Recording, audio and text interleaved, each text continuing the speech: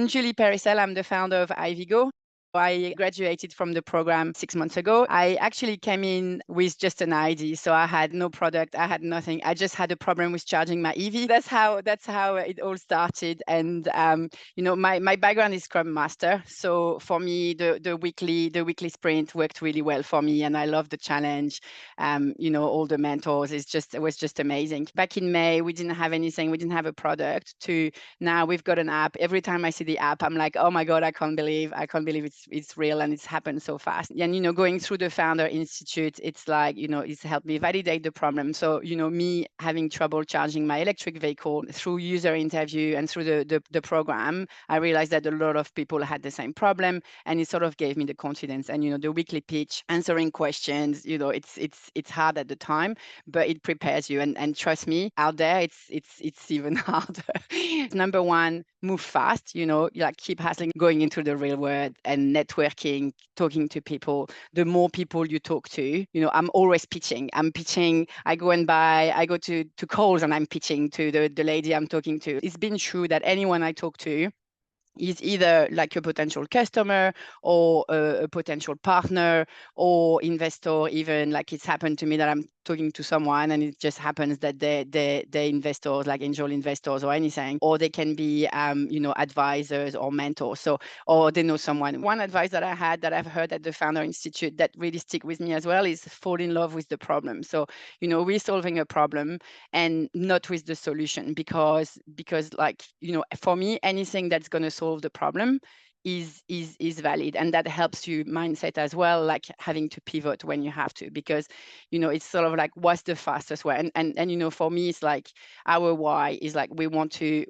help, we want to support the transition to electric vehicle because we believe that it's more sustainable. To me, it's like this is the way to net zero, and there's an urgency in that. So this is my why, and then anything that we will do that has the most impact, this is what we're going to do. So, and we didn't have major pivot, but we've already pivoted during the Founder Institute, and then since then, be focused and show real traction. So we need, you'll have to show numbers. You'll have to see, we've reached out to so many people. We've got that many conversion. All this kind of thing is so important to demonstrate traction when you start talking to investors. The last one I put, and you've mentioned Rebecca, but one of the things that I got out of the way as soon as I finished the Founder Institute, and some of it during the Founder Institute, but it's to have like a really robust shareholder agreement.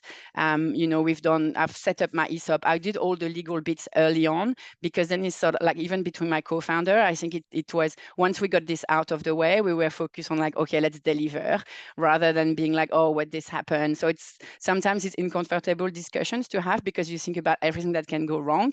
But and Rebecca was really helpful during the program as well with that. But and I don't like the legal stuff, so I'm like, I got it first and then got it out of the way, and now it's like it's good. And then even when people come in, when I started reaching out to advisors, I actually got all my top advisors that I had on my target list. But it's like I was coming in, I was saying, this is our why, this is our vision. Oh, and by the way, I've already got an ESOP in place. It looks like, okay, well, she's organized, and it just looked good.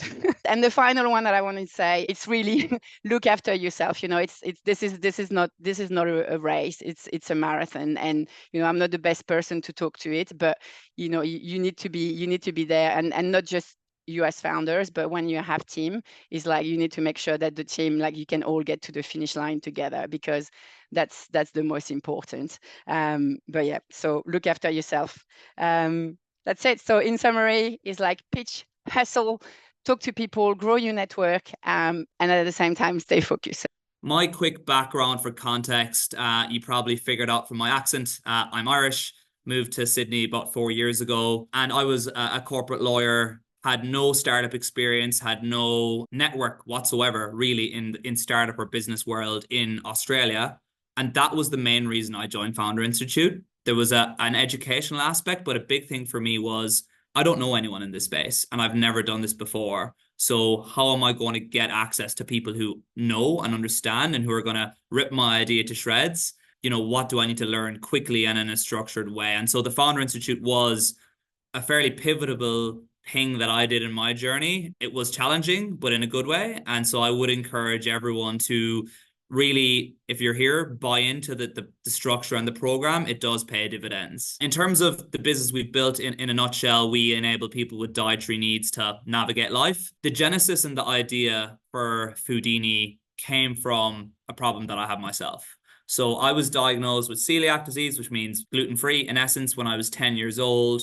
I had, most of my life experiencing how difficult a problem it was to navigate. And anyone here who has a family member, a friend, a coworker who has an allergy or a dietary requirement will understand what a pain it is to just find venues to eat at, trust and have confidence in the venues you're going to, and just navigate the problem holistically. So that was the catalyst for founding what is now Foodini, but it didn't start that way. When we went into the Founder Institute, it was a very different, I would say, product. I think at the time, there was a delivery component. For me, I think the real value was in weekly, just getting people who really knew their stuff, really stress testing and poking holes in what we're doing. And again, that constructive feedback, you cannot put a price on it. Like, the last thing you need people doing is tapping your back every week and saying, oh, that's great. Like, you need people constructively saying, listen, I think, what you're doing is you're on the right track, but have you thought about this? And I think it took me about 6 weeks before I realized that every week people were questioning the delivery aspect and they were essentially making the very valid point in hindsight around, if you're going to go down delivery, you're competing with Uber Eats and Deliveroo, like, you're not going to win that battle. And of course, once I got my head around that, I realized they were right. And that was a big pivot in our business and totally changed the unit economics, how we were monetizing and what the business looked like. But again, that was something that came through, I would say, in the first 6 weeks of going through the Founder Institute. I actually got my co-founder through the Founder Institute, but he was in there in their capacity as a mentor. So one of the mentors, a guy called Timo Kugler, we got on really well throughout the program. At the end, I asked him to sit on my board of advisors. He then decided to invest in the company when we did our pre-seed round. He then came in as kind of COO in residence 2-3 days a week because he, rightly identified we needed help with operational scaling, and that was his area of expertise.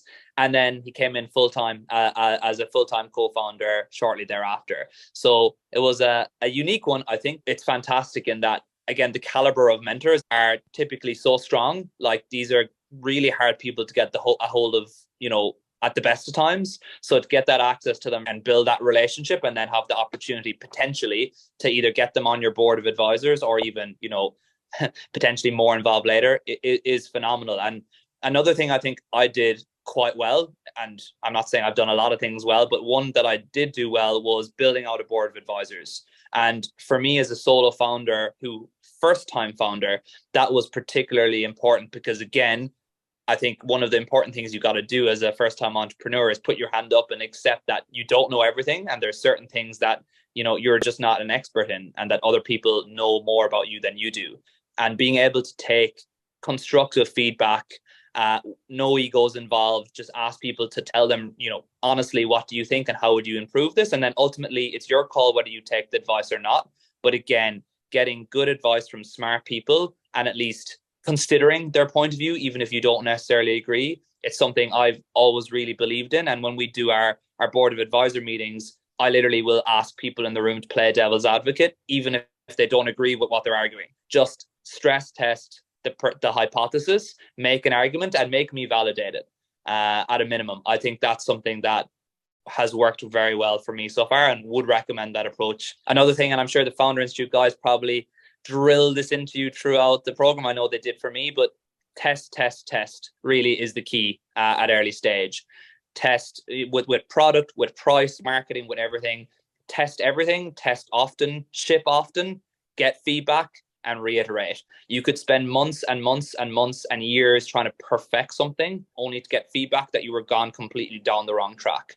The network through the Founder Institute has also been really, really helpful. Only in the last few weeks, I've been caught up with Ben and Chris around their network and the Founder Institute network globally. A lot of really, really good people. My advice is pick out the people or try and identify the people that you think are most valuable to you, and then ask for the intros to them with a reason, as opposed to just blindly asking for intros to anyone. do a little bit of due diligence on it and have a strategic ask. And I think the beauty with the Founder Institute is they have always been throughout the process, post-graduation, whenever I've asked for help, it has always been there. But ultimately, it's on you guys to maintain the relationship and ask when you need it. And that is the beauty of startup culture. People want to help and give back, especially if they've had success or have advice that they think they can impart. But ultimately, it's on you, the founders, to maintain those relationships and keep in touch. Go to the events. For those of you who have never met me, my name's Evan. I'm the co-founder and CEO of Checkbox. I was one of you a few years ago. I went through the Sydney FI program. Ben picked me out and I had the most incredible learning experience and definitely would not be the founder I am today without the Founder Institute being my backbone. These slides that you're looking at here were the early drawings that I'm pretty sure I actually had these in my FI pitches back in the day to explain the concept of what we were building. I want you to understand that ideation is not a moment. It is a process. And as you come into FI, you would have come with an idea of what you think you're building, the company that you're building.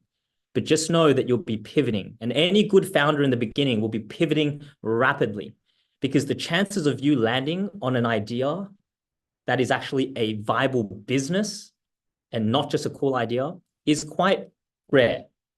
Likely, you will need to get bashed up like I did, speak to customers, get rejected, be completely hopeless over months and months, and through many pivots, get to something that actually people will buy at scale. Please do not be discouraged. It's very normal to take a lot of pivots to get to, a viable business idea. It's a process, not a moment. So don't put too much pressure on yourselves of having the right idea at this early stage of your journey. First of all, I'm not being paid to be here. So I can say with absolute honesty, the course was a lot better than I thought it was going to be. The course is amazing and your teachers are brilliant. So you're in really good hands. And if you're sitting there this evening swallowing a bit hard, don't worry, that's exactly how I felt on my first night. And yet, not only did I pass, but I actually came top of the year. So how is that even possible? Well, I'm going to tell you so that you can also get through the course.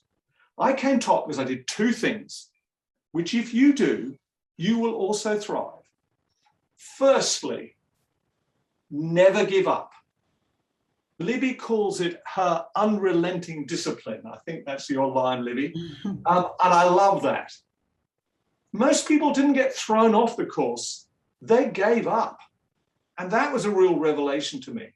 I thought we were all going to get taps on the shoulders and told to get out. Didn't happen. My second tip is do exactly as FI suggest.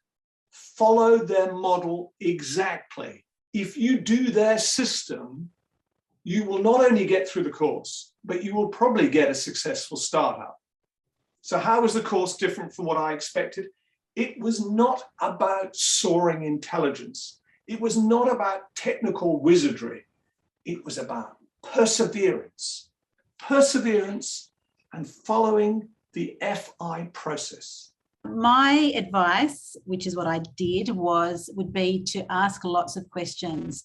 They're actually an incredibly generous group of people. And I found that in the startup world in general, people are very willing to be generous with their time and their knowledge and their connections.